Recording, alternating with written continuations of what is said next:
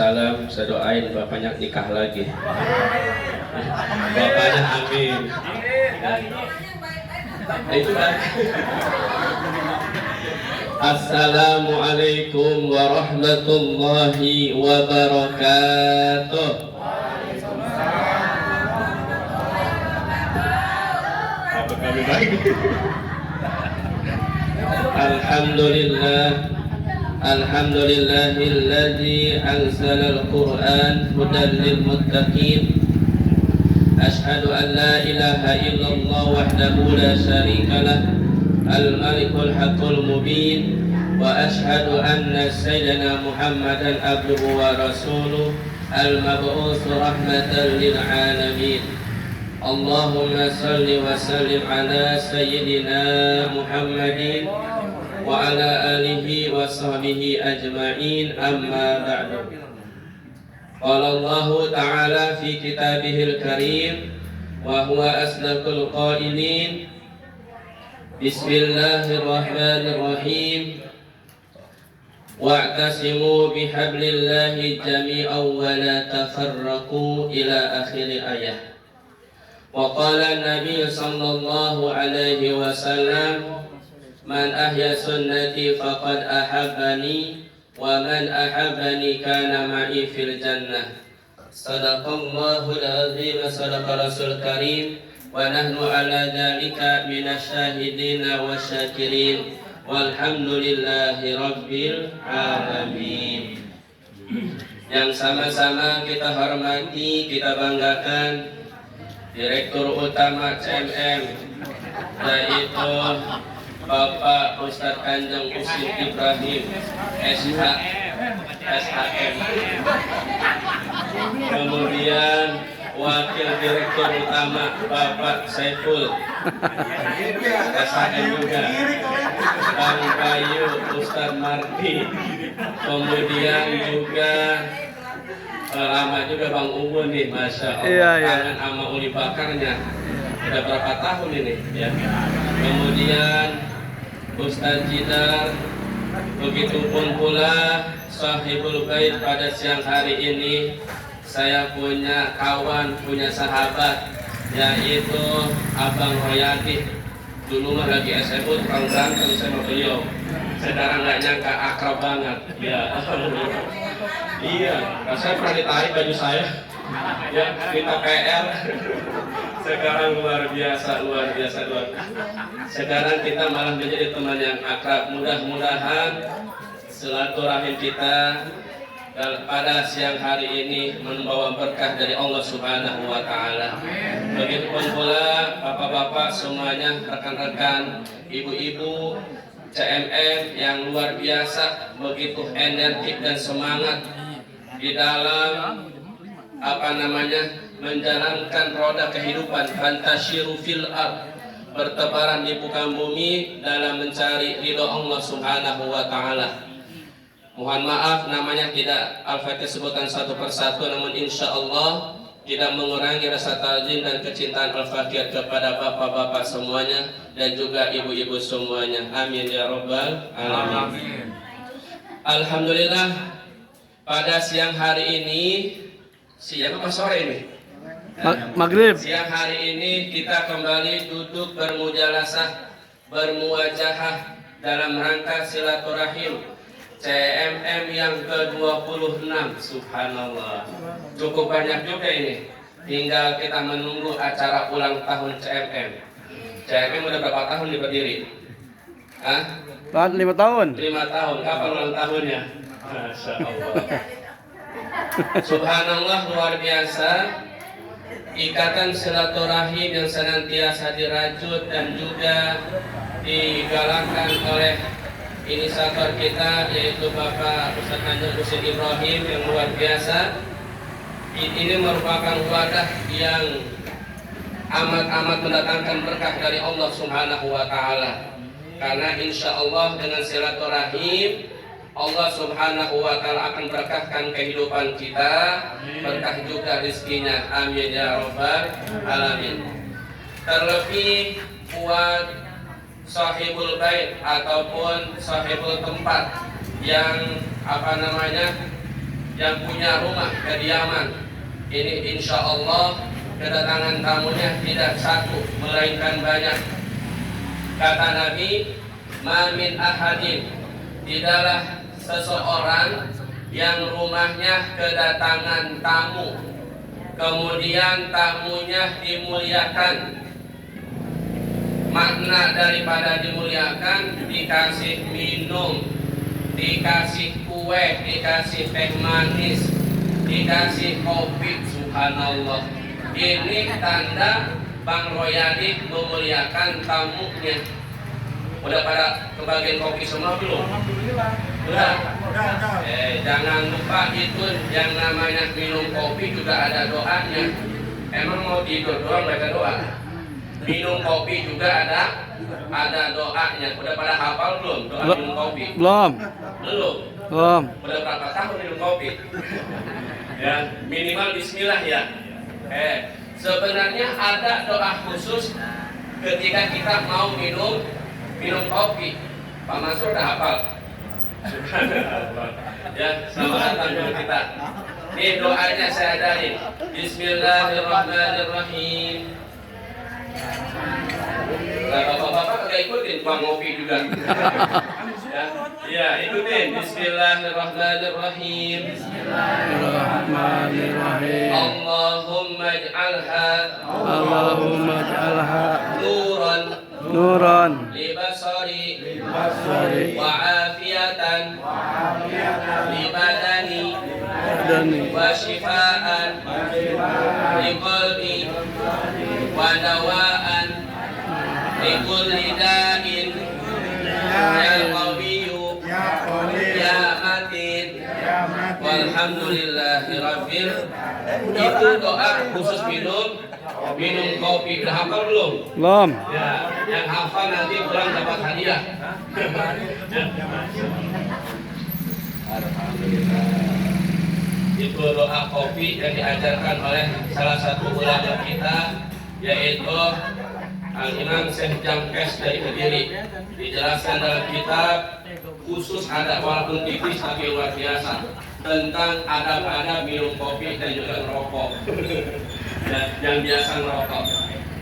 Kemudian juga apabila rumah kita kedatangan tamu, ini maka tamu itu membawa 1000 berkah. Berapa Pak? 1000 berkah. 1000 berkah, 1000 rahmat. Kemudian penghuni rumahnya, semua yang ada di rumahnya itu dosa-dosanya diampunin oleh Allah Subhanahu wa taala. Meskipun dosanya sebanyak buih di lautan. Tahu buih enggak? Tahu. Busa di laut. Buih di lautan kan banyak. Maka Nabi mentamsilkan, menganalogikan dosa kita ini seperti buih di lautan. Saking banyaknya buih di lautan, maka meskipun dosa kita itu sebanyak itu, maka insya Allah dosa-dosa kita akan diampuni. Sebanyak dosa Bang Royadi punya dosa enggak? Punya. Dosa apa Bang Royadi? Ya. Sebanyak-banyaknya dosa Bang Royadi karena memuliakan tamu, kedatangan tamu, insya Allah dosa-dosanya diampuni oleh Allah Subhanahu wa taala. Amin ya rabbal alamin. Kemudian saudara-saudaraku, apabila rumah kita kedatangan tamu, itu sebenarnya itu akan berdiri malaikat bersama kita. Berdiri bersama kita, pokoknya memenuhi ruangan sampai arasy Allah Subhanahu wa taala. Kemudian malaikat itu akan membacakan sholawat, memohonkan ampun untuk penghuni rumahnya ataupun sahibul baitnya yang punya rumah. Dan malaikat itu tidak akan berhenti bersolawat. Ahlan wa sahlan, Bang Salman, masyaallah.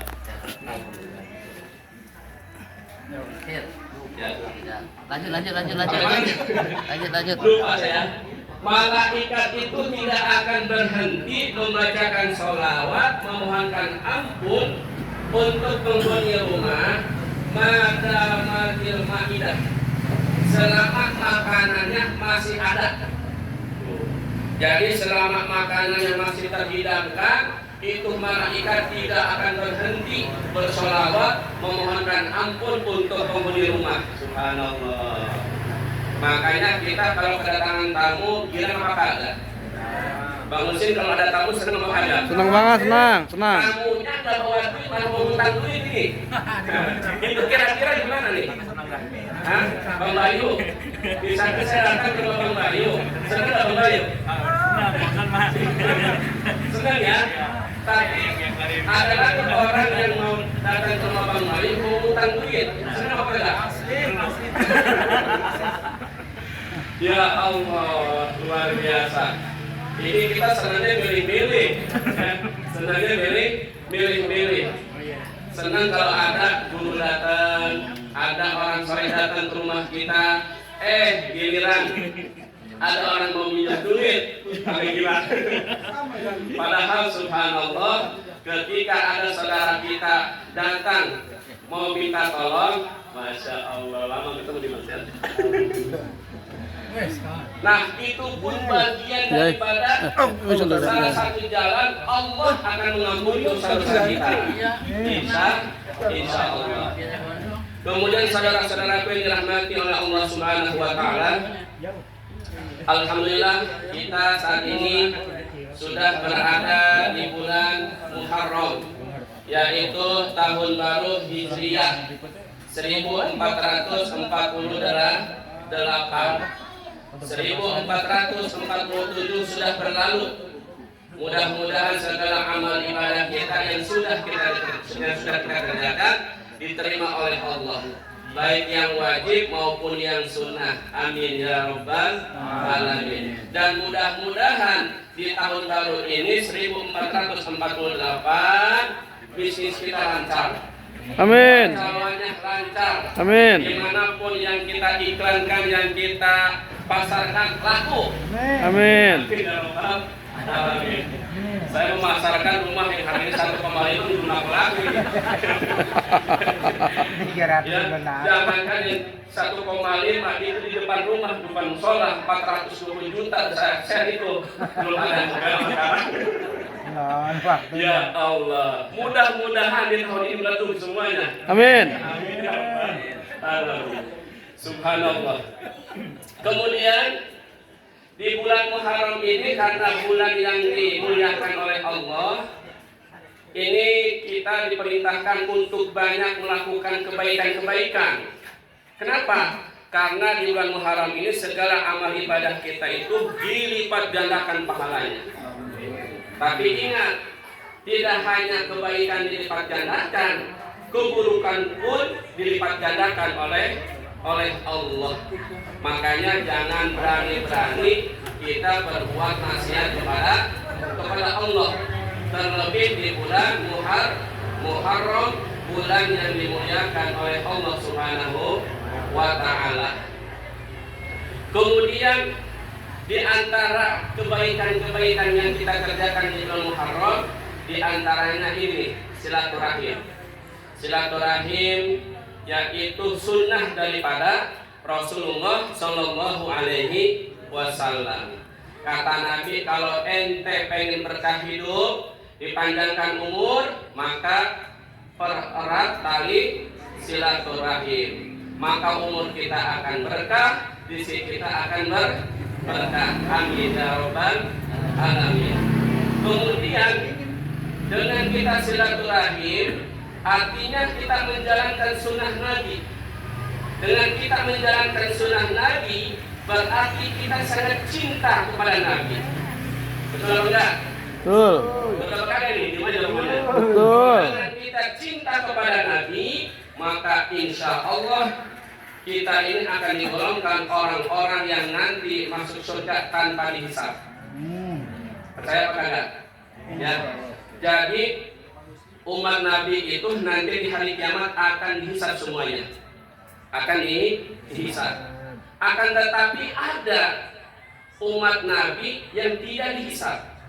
Kurang lebih 70.000 golongan. 70.000 banyak apa enggak? Banyak.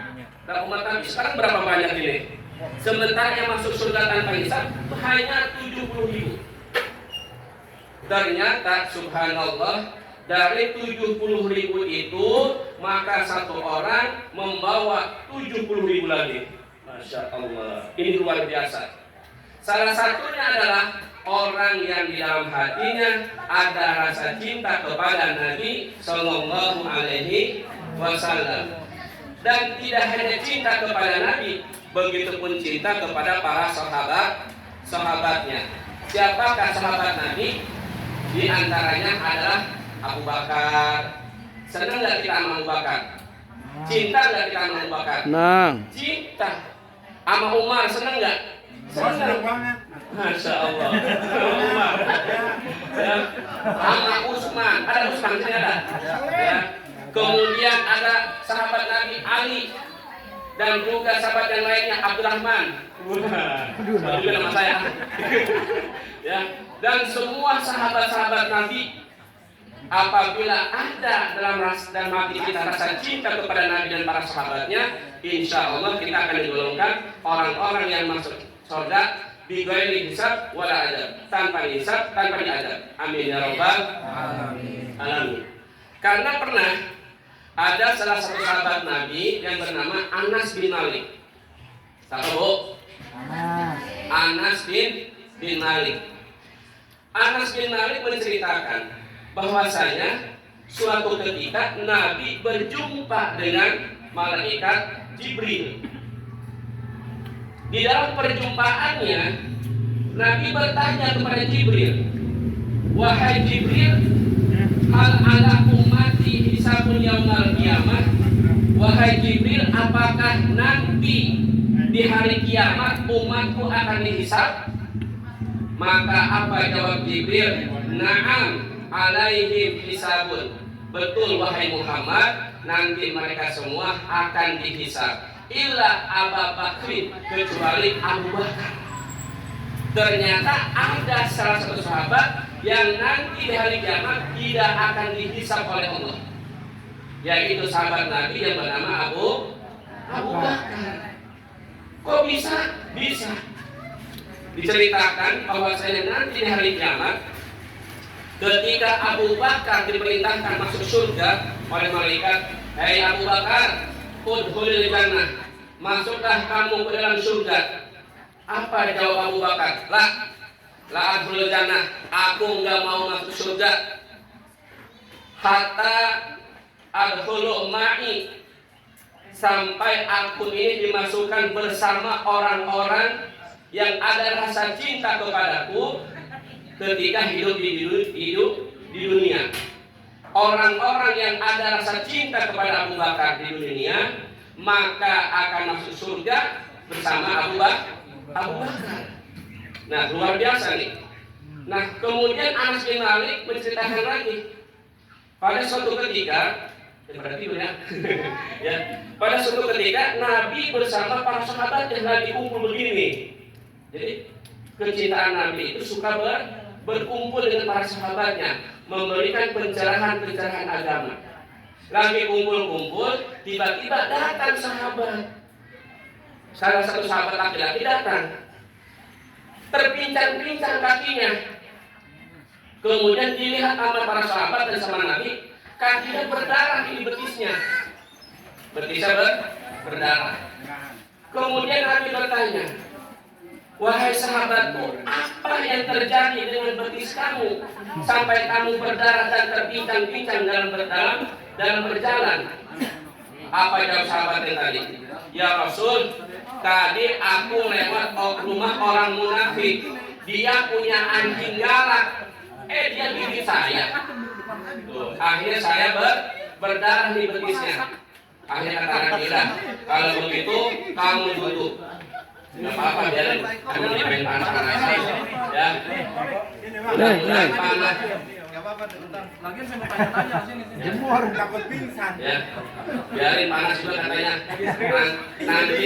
Nanti panasnya dibayar dengan dinginnya surga. Wah, ya, ya. Itu nanti di surga dingin. Ketika baru buka pintunya, ada luar biasa. Kayak kita masuk di Indomaret, ya apa Maret nih? Bisa udah panas, pas buka, adem bener tuh.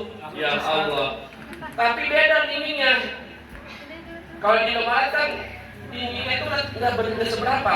Tapi nanti di surga, ketika kita buka pintu, adem banget. Saking ademnya menikmati dingin yang asli dari surga. Ya Allah, itu luar biasa. Nanti Bang Royani bengong aja di depan pintu surga, ditepuk sama mereka. Hei, Bang Royani, kenapa nggak masuk ke dalam? Ya malaikat, ini sih adem banget ini. Ente masih hidup aja di sini, masuk. Udah berapa lama coba ente di sini? Gak tahu, baru udah sebentar. Ente udah 70 tahun di sini. Ya Allah, baru buka pintunya aja udah 70 tahun. Ya Allah, sampai mana ini? Kemudian tiba-tiba sahabat yang kedua datang lagi. Itu pun sama. Dia berjalan terpincang-pincang dikarenakan kakinya berdarah. Nabi kembali bertanya, wahai sahabatku, kenapa kaki kamu berdarah? Tadi aku lewat rumah orang munafik. Dia punya anjing galak. Jadi kaki saya. Ya Allah. Sudah kalau begitu kamu duduk di sini. Kata Nabi, wahai sahabat-sahabatku, nih dua sahabat kita kakinya berdarah digigit anjing orang munafik. Yuk kita samperin tuh orang munafik. Biar apa? Biar anjingnya diikat, biar ditandangin, biar enggak ngigit. Akhirnya Nabi dan para sahabatnya berdiri. Para sahabat saking bencinya ada yang bawa pentungan, ada yang bawa pentungan. Akhirnya Nabi berjalan para sahabat menuju rumah orang munafik yang punya anjing galak. Subhanallah, ketika Nabi mau sampai ke rumah orang munafik, belum sampai di gerbangnya, itu anjing menghampiri Nabi. Halo. Anjingnya menghampiri Nabi. Kemudian itu anjing gak ngapa-ngapain, cuma duduk aja di depan Nabi. Kemudian Nabi bertanya kepada anjing, hai anjing, kenapa kamu gigit kedua sahabat saya? Dengan izin Allah, itu anjing bisa bicara. Ya Rasul, amantu billah wa rasulika. Aku ini beriman kepada Allah dan juga kepada engkau, Rasulanmu. Dan aku diperintahkan oleh Allah untuk menggigit sahabat-sahabatmu. Kenapa? Karena di dalam hatinya ada rasa benci. Ada rasa benci. Tidak suka, menghina kepada siapa? Kepada Abu Bakar dan Umar. Ternyata ada dua sahabat tadi itu dalam hatinya rasa benci, tidak mencintai Umar dan juga Abu Bakar. Akhirnya aku gigit karena aku diperintahkan oleh Allah untuk menggigit orang-orang yang tidak suka sama Abu Bakar dan Umar. Makanya hati-hati besok kalau digigit anjing. Kalau di dalam hati kita ada benci sama Abu Bakar dan Umar, siap-siap ada anjing di kita tuh. Ya Allah. Dari sini dapat kita ambil pelajaran bahwasanya siapa saja di antara kita yang dalam hatinya tertanam rasa cinta kepada Nabi, kepada para sahabat-sahabatnya, maka insya Allah akan masuk surga bighairi hisab wala adab, tanpa dihisab, tanpa diadab terlebih dahulu. Siapa yang tidak ingin masuk surga tanpa hisab? Semua kita pasti ingin masuk surga tanpa hisab. Betul. Ya Allah, emang ada yang di sini mau masuk surga mampir dulu ada? Ada. Siapa mau? Rata-rata nggak ada. Ya Allah.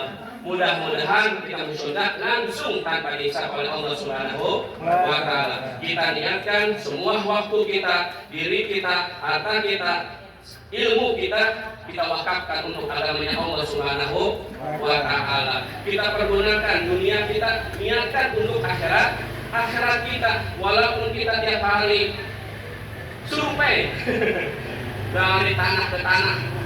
ya, tanah 1, tanah 2, tanah ketiga. Kita survei sehari ada 10 tanah, ya, 10 tempat. Niatkan itu untuk bagaimana kita mendatangkan kecintaan kepada Allah, mendatangkan kecintaan Allah kepada kita. Insya Allah, mudah-mudahan pertemuan kita membawa berkah pada hari ini. Amin. Apa kita sampaikan, mudah-mudahan bermanfaat untuk Al-Fatihah sendiri dan umumnya buat teman-teman CM semuanya. Wassalamualaikum warahmatullahi wabarakatuh.